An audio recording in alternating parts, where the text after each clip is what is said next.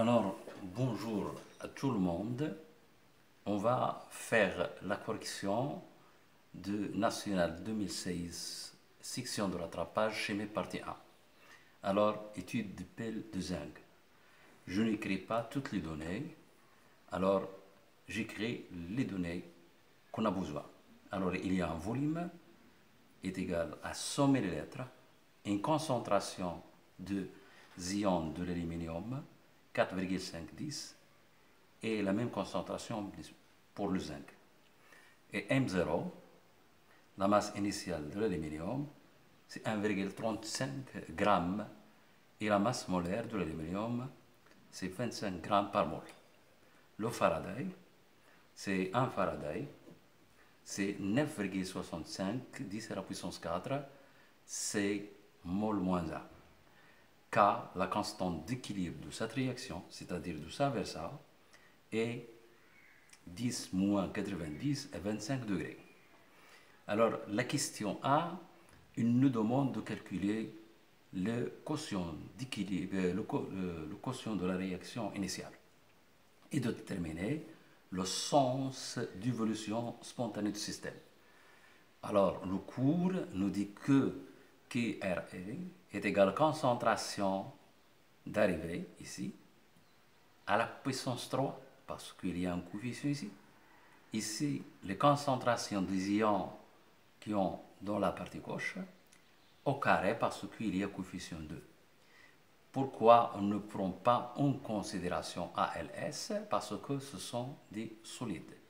On lui donne la concentration est égale à 1. Donc, d'après le calcul, ça c'est C2 au cube, ça c'est C1 au carré, qui est égal à CA. Et donc, QRI est égal à 4,5 10 à la puissance moins 2, qui est supérieur à 10 moins 19. De le sens d'évolution du système et le sens inverse, c'est-à-dire le sens 2. Le nombre d'ions Al3+, alors, augmente parce que la solution va être vers le sens 2. Donc, le nombre d'ions augmente. Il y aura donc consommation de l'électrode ALS. Alors, 2. Schéma conventionnel. Il nous demande de donner le schéma conventionnel de la pile. Alors, puisqu'il y a consommation de l'aluminium, il y a oxydation de ALS. Donc, il y a libération des électrons. Électrode de ALS.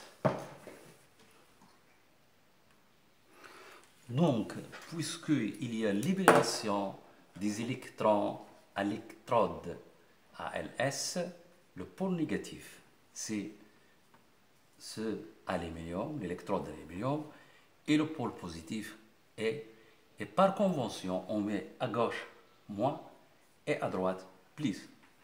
Alors, il nous demande, dans cette question 3, qui est composée de deux questions, 2, 3, 1 et 3, 2, que le pile est totalement épuisé. Donc, la concentration des ions Al+, il nous demande de déterminer cette concentration. C'est la question. Donc, on a d'après A, l'évolution est de ça vers ça.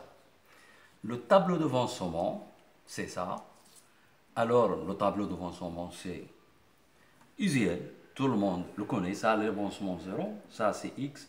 Ça, c'est XF.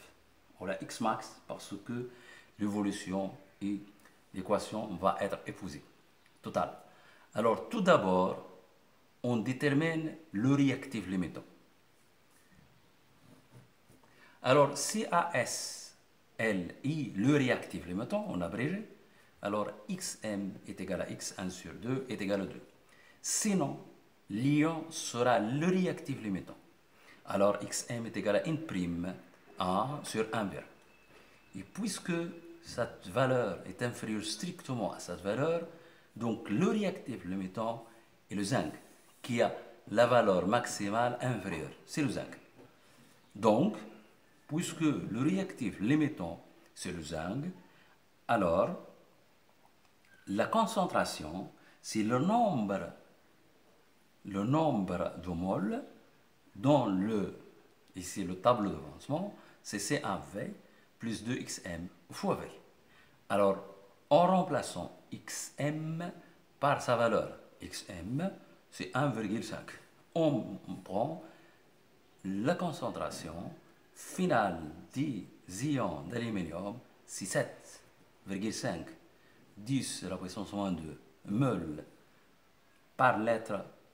Alors, la durée de fonctionnement, la durée de fonctionnement de la pile, il nous demande de déterminer la durée de fonctionnement de la pile.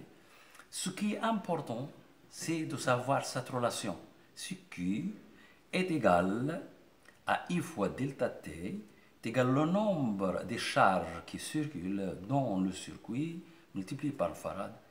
Or, d'après le tableau d'avancement, le nombre final des électrons, c'est C fois XM fois F. Dès lors, il suffit de remplacer XM par sa valeur.